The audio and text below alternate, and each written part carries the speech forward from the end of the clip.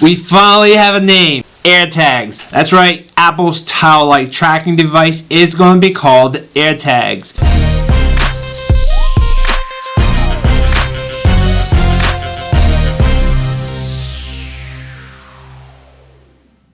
Both 9to5Mac and also Mac Rumors have released some information confirming that the new name of this device will be called AirTag. Of course, it's not official yet, but this is some good information. One of these sources has actually been following the trademark office and recently found an approval for the trademark AirTag. Now, of course, the approval was not in Apple's name, but was in a shell company that Apple has used previously. There was also a release of a screenshot with the setup of the AirTags, and it mentioned that it does have a pull tab.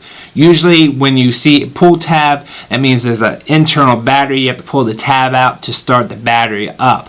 Now, you don't know if that's a swappable battery or a rechargeable battery, but more than likely it is going to be a changeable battery, because there's also a screenshot of some source code that does mention swap battery. So more than likely you will be able to change this battery and just use one of those low coin sized batteries every year or so. But I'm hoping that it's at least 3 years. Also in the sub screen there was a button at the bottom that said play sound.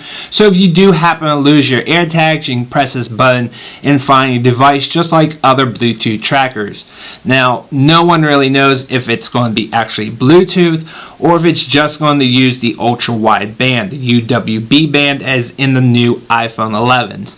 More than likely it will have both. I think the Bluetooth will be used to actually ring a device, and vice versa. If you happen to misplace your phone, you can press a button on the AirTags and it'll ring your phone.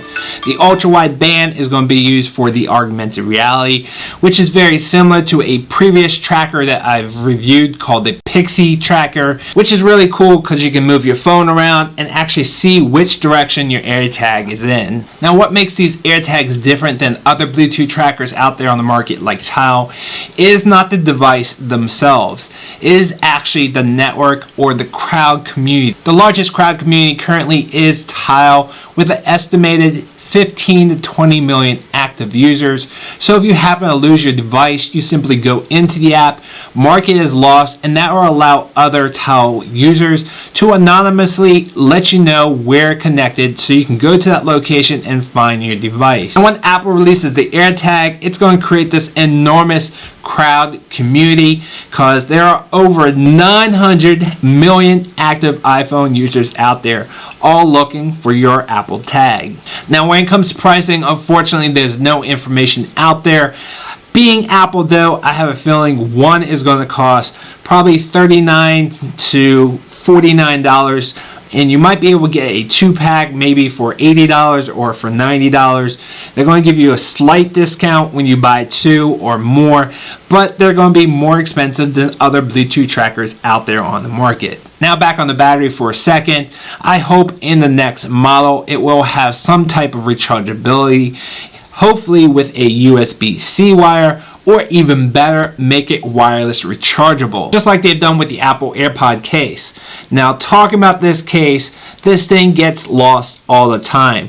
I've actually done a video explaining which Bluetooth tracker is best to put on here, because unfortunately the case is not trackable. If this thing is closed and turned off, you cannot track your earbud. If one of these are out and you drop it, yes, you can make it ring and find my app. But if the battery is dead in the AirPod, or if it's in the case, you will not be able to ring it via Find My app. You can, however, attach a Bluetooth tracker to the case. If you want to see the video of the best Bluetooth tracker for your AirPods case, check out the video right up there in that card or in the description below. Also, recently the AirPods Pro came out. I was actually quite surprised to see in the tech specs that there was no UWB or ultra wideband in those tech specs.